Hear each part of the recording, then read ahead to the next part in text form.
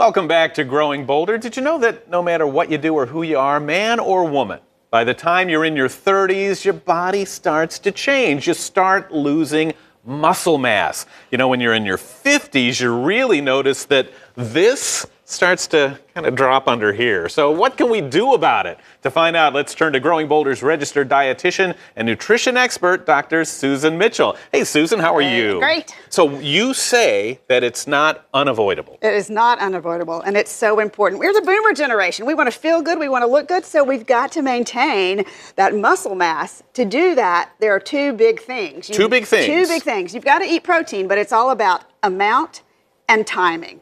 So timing means eating protein 3 times a day, the same amount. If you look at most people, they have maybe protein at breakfast, probably not, more like a cup of coffee, and here we go. Next to nothing good for lunch. Next to nothing for lunch, and then dinner comes, and it's that big plate of meat and nothing else. What happens is there's never enough protein or amino acids in the blood to make muscle mass. So what you want to do is spread that out and have a good amount of protein at breakfast, at lunch, and at dinner, and that's the way you maintain it. Protein's the secret, right? Protein is the secret. Now, see, when people hear that, I think they get confused because I know I'm trying to eat less meat all the time, and you kind of think, when you think protein, you think meat. Right, you think meat, but it doesn't have to be. Just let me show you. There are so many things that you can do. Let's start with the animal sources, and first of all, things that you would think of. It could be like canned chicken or chicken. It could be cottage cheese, yogurt. It could be a great glass of milk or eggs, hard-boiled eggs, making an omelet, adding veggies to it. And yes, it can be things like pork, chicken, beef, all of those. Those are great protein sources.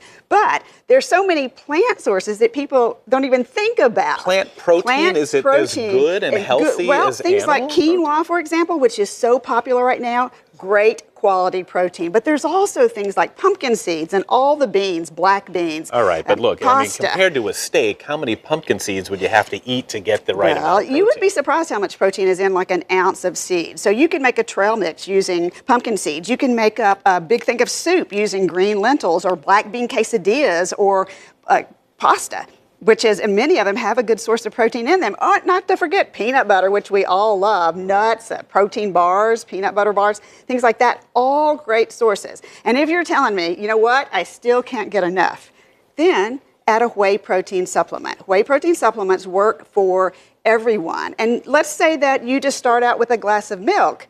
You can add a protein supplement to that. Whey protein, which is high quality protein. Right, explain to me whey protein, because you go through one of those stores and you see they're lined as far as you can see. Protein shakes, protein powders, and they're all different. And they're different in pricing. So what you want to look for is just whey protein. It doesn't matter the price, it doesn't matter the brand. If it says whey protein, it contains the amino acids that in the blood build muscle. So if you add whey protein, you could store it into oatmeal, you could put it into a glass of milk, you could put it in a smoothie.